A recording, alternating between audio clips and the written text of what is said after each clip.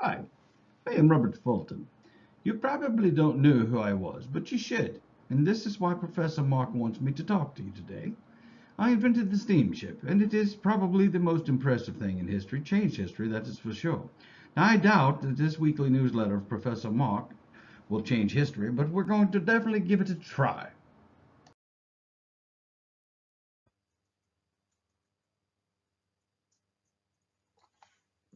All right, thanks, Mr. Fulton. I appreciate it. You certainly were an interesting person, and I am glad that we're going to be learning a little bit more about you.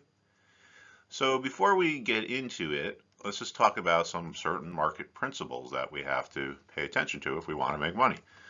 One is that some price levels are more important than others. These are called support and resistance levels. And money can be made when a market or a stock or a crypto or whatever it is that you're trading reaches one of these important levels because there's a chance it either breaks through or breaks at down and makes a big move, or it reverses and makes a big move. So knowing where these important levels are, it's like your roadmap to the market. Support levels is where there's more demand than supply. So if a market's moving lower, it's because the sellers can't find enough demand or buyers to fill all their orders, so they have to offer their shares at a discount to get buyers interested. A resistance level is the opposite. There's more supply than there is demand. If a market's going higher, it's because the buyers can't find enough supply or sell orders to fill all their demand, so they have to pay a premium to get the sellers into the market. When we get to a support level or a resistance level, the dynamics change. If a market's going down and it gets to support, all of a sudden the sellers can find all the buyers they need to, and the market will either stop going down or at least take a pause, and the opposite is true with resistance.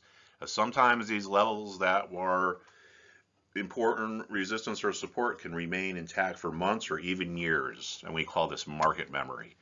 And levels that were resistance can shift into support, and levels that were support can shift into resistance. And we'll talk about why.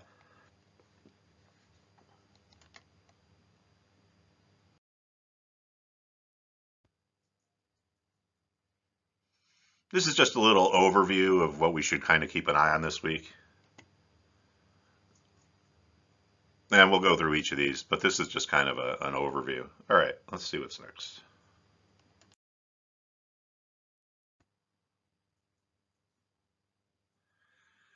So this is the S&P 500, and we could see here an example of what was support.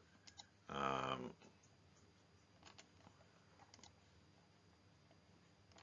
we can see an example here of what was support turning into resistance.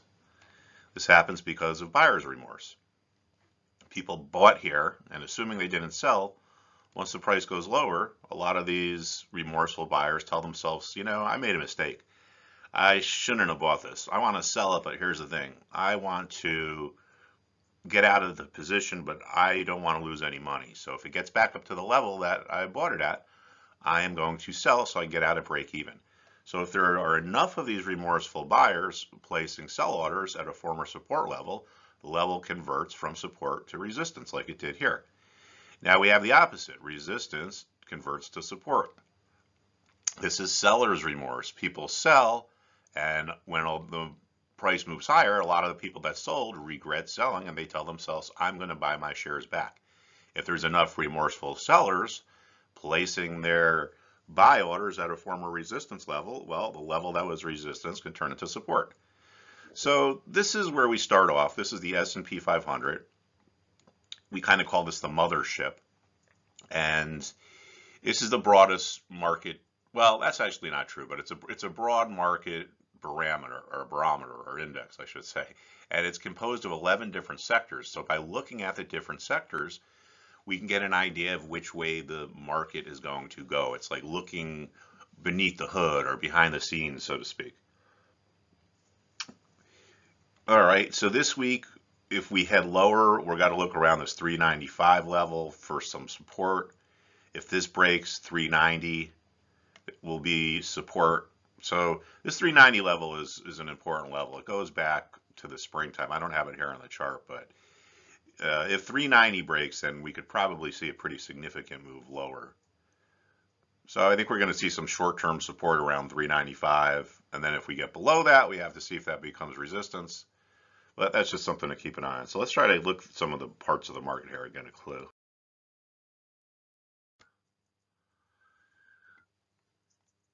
All right, here is the Spider Technology ETF. The Spiders are ETFs, hence the name Spider ETF. And we're lucky because these ETFs are designed to track these sectors. So by watching the ETFs, we can follow the sector. The technology sector is the biggest part of the S&P. But notice again, clear example of what was resistance turning into support. So if we happen to move down lower, I would be looking around this 129.50 level for support. If that breaks, the market goes lower. If it holds, well, then the market either rallies or maybe holds firm, but this 129.50 level is important.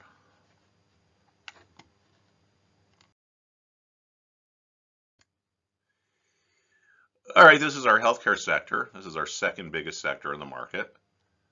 It doesn't get the attention it deserves because it's not as exciting as technology, but it is the biggest, second biggest sector, so it's important to watch. We can see it's overbought. This red line here is what's called a Bollinger Band. This is 2 standard deviations above the 20-day moving average. And this is important because according to statistics, all trading should be within 2 standard deviations of the moving average. In this case, we use a 20-day because the person, John Bollinger, who designed these, just picked 20 days as default. But we can always move those for, we can change the default settings for different stocks. But right here, we just have the 20-day moving average, and we can see we're overbought. So we could probably expect this to either consolidate or come in a little bit. This is another way to measure momentum, meaning something gets to an extreme, right? Most of the time, a market spends its time within its typical or average range. If it gets above it, we call it overbought. If we get below it, we call it oversold. Now, this is important because things that are overbought or oversold tend to reverse. All right, so at this point, Mr. Fulton wants to come on and talk a little bit about the history of what he did and some of our history of post offices and so forth. So come on, Mr. Fulton, why don't you come on in and take over?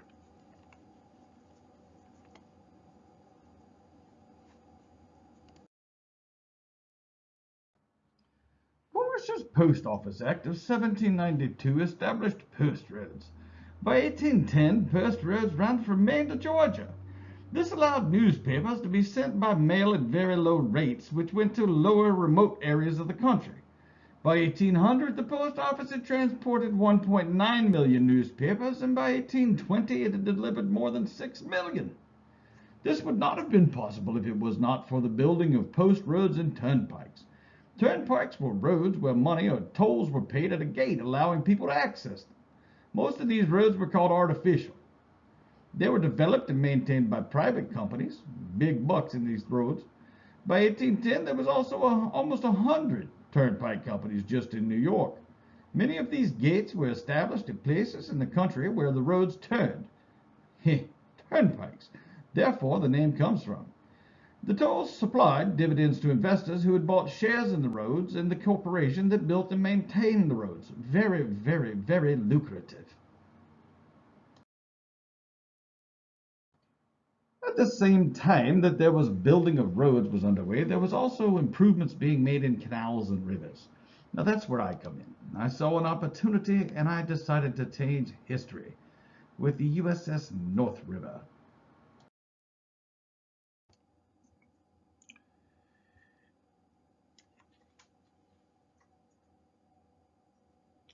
All right, well, that was pretty interesting. Very cool. We live right by a post road here. Here we have the financial sector, and we can see that this level that was resistance before became resistance again. This is what we call market memory. Now we're looking for this uptrend here too.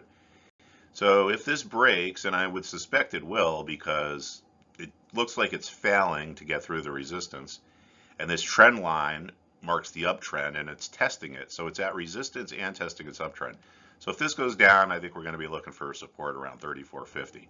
Former resistance level could become support.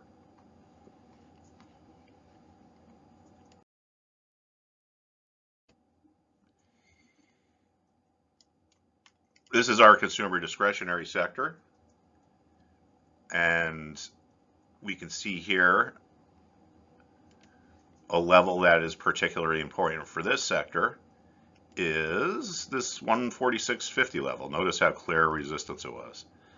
So it looks like it might be reversing a little bit here, but this just shows you these levels can stay intact for a while, and look how clear they are. I mean, this is a huge market, and to come within just a point or two of a recent high is pretty amazing, actually. But anyway, if this doesn't get through, we could look for some more downside.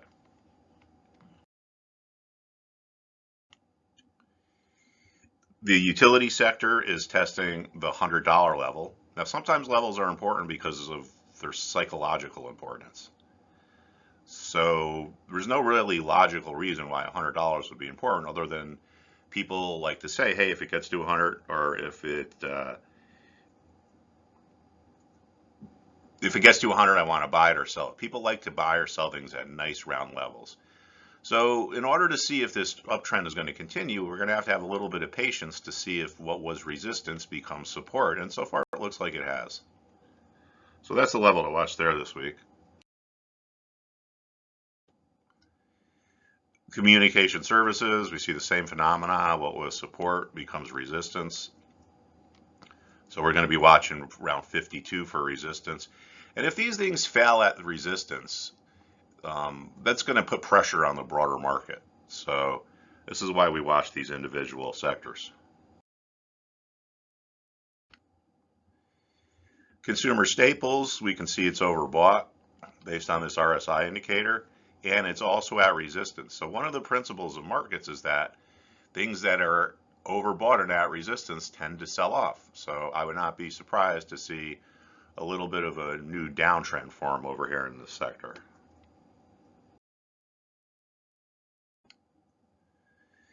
Energy is also ran its resistance around a former resistance level, but this looks like it's actually starting to form a downtrend now. Oh, what's that, Mr. Fulton? You want people to come on and see your vessel, the Claremont? Okay, why don't you take over? The floor is yours.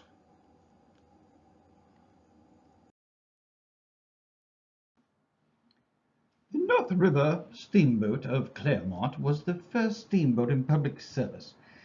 It was 1807. I designed it, and I built it in New York City.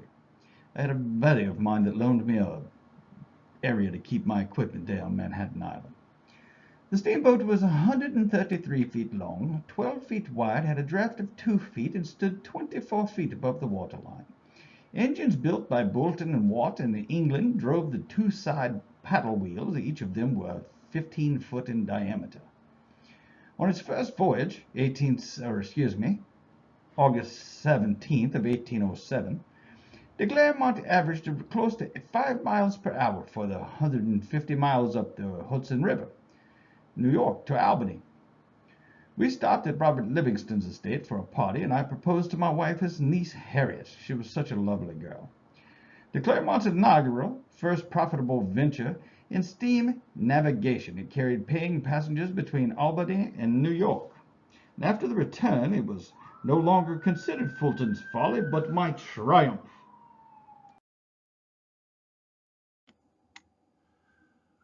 All right, thank you. Thanks, Robert. That was very cool. You know, I never knew what Fulton Street was, and I went to school in Greenwich Village. But now, well, I know what it was. It was a street, but now I know who it was named after. So we appreciate that. Here's our utility sector. A little overbought. Again, we'll have to see if this 69 level converts to support. But here we can see resistance become support. This is a sign of a characteristic of a bull market, is when what was resistance becomes support. Because think about it. It's because of seller's remorse, and in a bull market, there's going to be a lot of seller's remorse because people sell, and then the market keeps going up.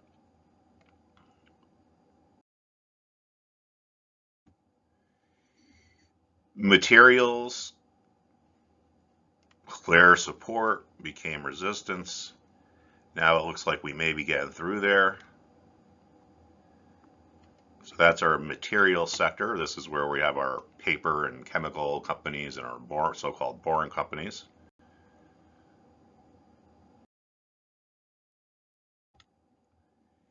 This is our XLRE, or retail sector, or our REITs sector.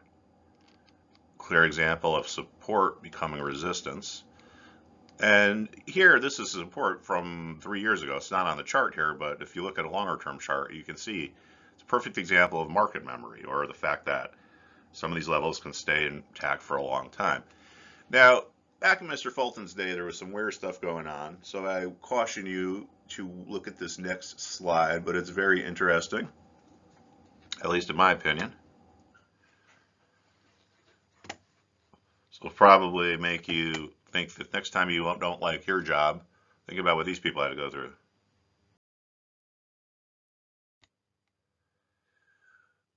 So there's some weird stuff going on here, man. We got these naked people down here, but no one seems to care.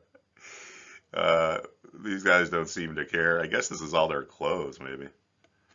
My guess is that these were like cabin boys, and they just got in on a ship that had been out to sea for years, and they were taking their first bath in months or years. Anyway, I just thought that was pretty interesting. So some weird stuff going on here. This is the Fulton fish market about 150 years ago.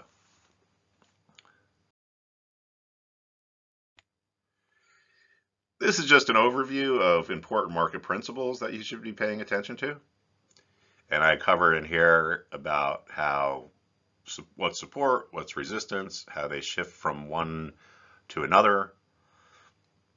So a lot of people overthink the market, but it is really, if you just follow these basic principles that we talk about here at Stock Market Jobber, of levels, trends, momentum, that's really the key. If the market was a chess game, it would have been figured out by now, but it's not, because in chess the rules are always the same.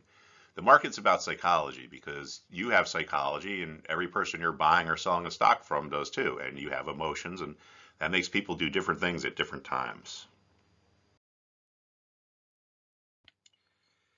And here is just a picture of the Fulton fish market. I don't know why I put this there, but that's where the Fulton fish market is today. It's over by the Brooklyn Bridge. The Brooklyn Bridge has a pretty amazing story.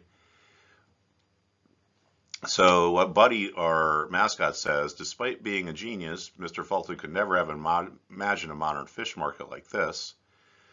And people back then were probably just as dumb as they are now, meaning that they don't like to study history. But whatever, one day maybe we'll do something on this. All right, and just to wrap things up, here's me. I am Professor Mark, the stock jobber, or stock market jobber. So I had the fortune of trading for both Mario Gabelli and Steve Cohen directly, two of the greatest money managers in the history of the industry. I spent some time as a market maker. I was the head of trading at 3 different institutional money managers, where I oversaw a variety of different hedge fund strategies. I have my master's in finance from NYU, and I've held the CMT designation for, gosh, probably about 20 years now. All right, so that's it. Hopefully everyone has a nice week, and I will see you soon.